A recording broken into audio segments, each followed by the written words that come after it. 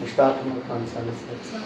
شروع سے ہی پاکستان کے اسٹیبلشمنٹ کے بعد ہی پاکستان نے ویسٹرن بلاک جوائن کیا 1954-55 میں. سیٹو سینٹو جو تھا جو ویسٹرن بیکڈ الائنسز تھے پاکستان نے وہ جوائن کیا, جبکہ جو رشیا تھا وہ رشیا اور چائنا کو وہ کمیونسٹ بلاک میں کنسیڈر کیا جاتا تھا, ان کا ایک الگ دوسری سائڈ پہ, اور پاکستان جو تھا ویسٹرن سائڈ پہ. 1962 میں جب انڈیا اور چائنا کی وار ہوتی ہے اس نے ایک اپرچونٹی پرووائڈ کی کہ چائنا جو آگے کر لیں آپ اس طرف آگے آ جائیں, اس کو سیدھا کر لیں ادھر بیٹھ بھی کر لیں. پروفیسر صاحب نے انہیں ٹرین بنایا ہے. چلو 1962 میں جب انڈیا اور چائنا کی وار ہوتی ہے اس کے بعد چائنا جو ہے اس نے پاکستان کو کے ساتھ الائنس کریٹ کیا اگینسٹ انڈیا. اس کے بعد یہ ہے کہ 1969 میں جب پاکستان نے اپرچونٹی پرووائڈ کی چائنا کو کہ وہ دوبارہ ایک الائنس کریٹ کرے یا ریلیشن شپ بلڈ کرے between U S and China. Henry Kissinger جو تھے وہ پاکستان آئے اور پاکستان نے اس کو ہیلپ کر کے چائنا گئے, اور اس کے بعد رچرڈ نکسن نے وزٹ کیا تھا چائنا کا, جس کے بعد دوبارہ وہ ایک بہت بڑی ڈیولپمنٹ تھی فارن منسٹری کے لیول پہ کہ دو میجر پاورز کو آپس میں یونائٹ کرنا. اس کے بعد چائنا نے پاکستان کو جو ملٹری میں ہیلپ کیا, خالد ٹینک ہو گیا, JF-17 تھنڈر جو جہاز ہے, پھر اس کے بعد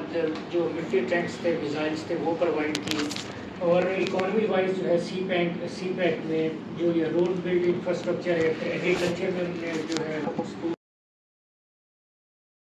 اسٹوڈنٹس جو ہیں وہ چائنا بھیجے ہیں فار دی ایگریکلچر پرپز, وہاں پہ دیکھنے کے لیے کہ ایگریکلچر ریفارمس کیا ہیں. تو وہ 3 months کے لیے ڈفرینٹ یونیورسٹیز کے لیکچرر اور ینگ لیکچررز اور جو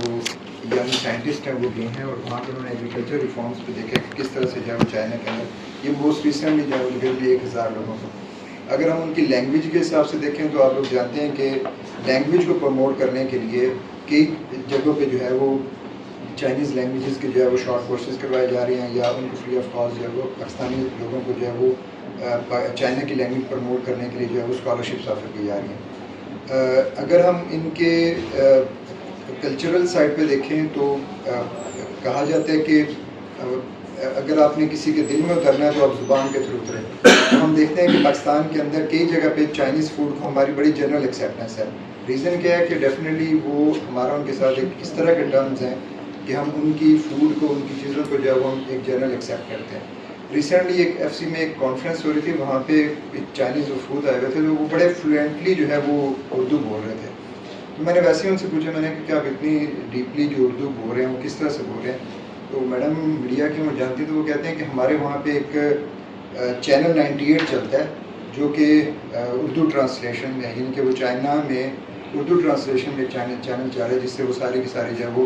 جنرلی جو ہے وہ اپنی اردو کی لینگویجز جو ہیں وہ لیتے ہیں.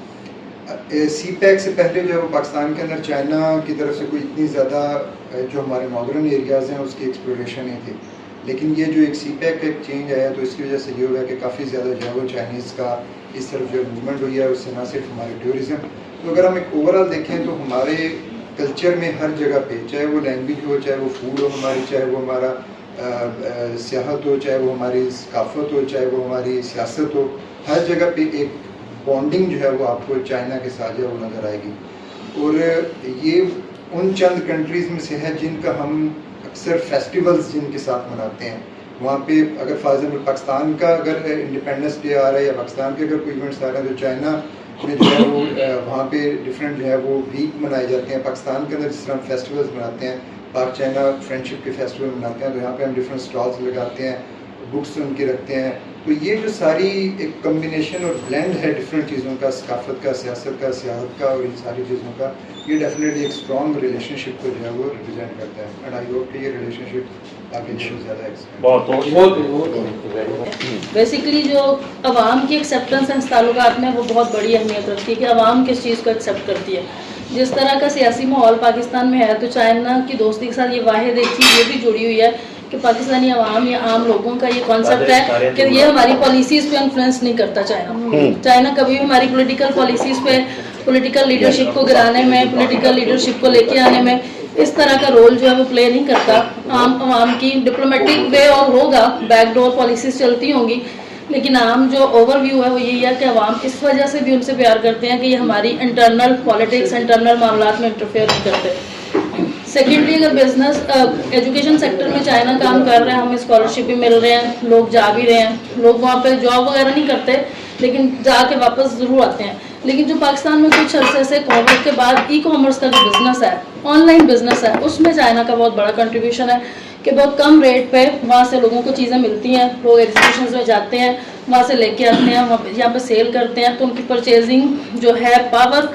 उसके मुताबिक वो चीज़ें हैं। पाकिस्तान की आम मार्केट में भी हम देखें तो चाइना की जो चीज़ें हैं वो आम सस्ती मिलती हैं हमें लोकल प्रोडक्ट से, तो इस वजह से भी आवाम का बहुत ज़्यादा जो रास्ता है परचेजिंग में भी उनके साथ है, एजुकेशन सेक्टर में भी उनके साथ है, पॉलिसी मेकिंग में अगर आएँ तो पाकिस्तान और चाइना की जो दोस्ती है वो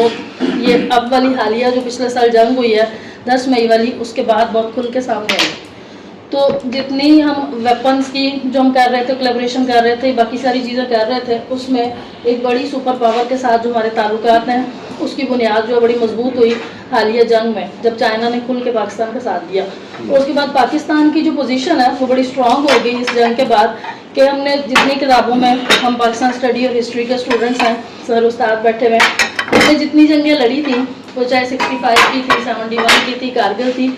उसके रिजल्ट्स में बड़े कॉन्फ्लिक्ट्स थे हमें।